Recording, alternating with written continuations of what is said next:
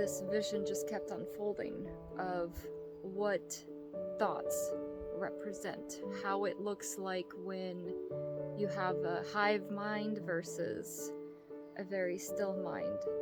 So I wanted to present that to you in this video. So imagine a big lake or a pond with completely still, clear water. There's no wind, there's not a ripple, it's completely still. It's very quiet. That represents a deep state of meditation where there's no movement. Now imagine you threw a small pebble into the pond and you see the water expand with ripples, and each ripple moves on to the next, and you just have that one pebble that created ripples, and that represents your first thought that enters your mind. Each thought has almost like a magnetic attraction to another thought, and then another, and it spirals and it ripples out and it creates more. Now imagine you grab a handful of large stones and you threw them all in the pond, and you see big drops into the water, splashes in different sections, and they all create ripples from each stone that you dropped in the pond. And that represents big thoughts that hold a lot of attachment, friction within your system, within your body, within your mind, that attract more big thoughts. So it could be a life situation that's very stressful.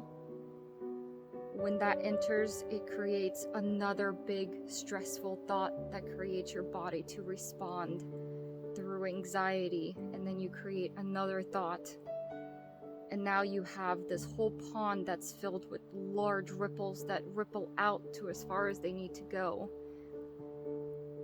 Now imagine that you are aware of that, and your first instinct is, I need to stop this. I know what's happening. So you try and get into the water to stop the ripples from going out. You can't do that. You can't force to stop a ripple that's already going so strongly. You forcing the stopping of the ripple only creates more ripples. The moment you get into the water, you're creating your own ripples.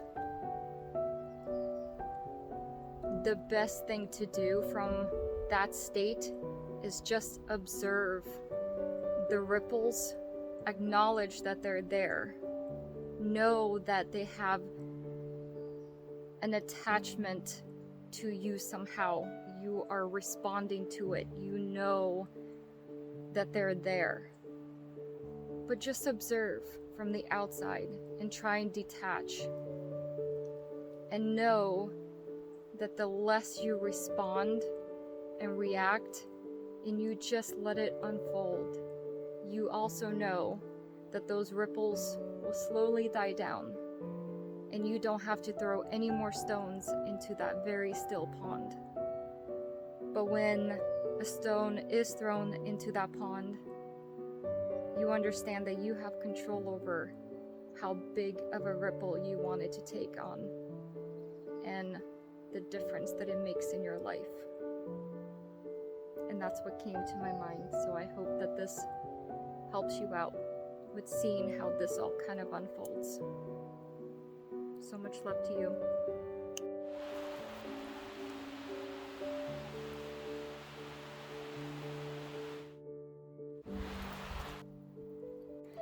So this seemed like a really beautiful spot to just kind of take a break, but I have done about 8 miles today on a hike, and I have been all barefoot, so it's been really nice. But sadly my squish cat could not come with me. She usually gets pretty tired after a while of walking for a few miles, and then I have to put her in her little backpack, and after a while she gets a little motion sickness, so that's not very pleasant for both of us. So she's not on the hike with me today because it's a little bit longer.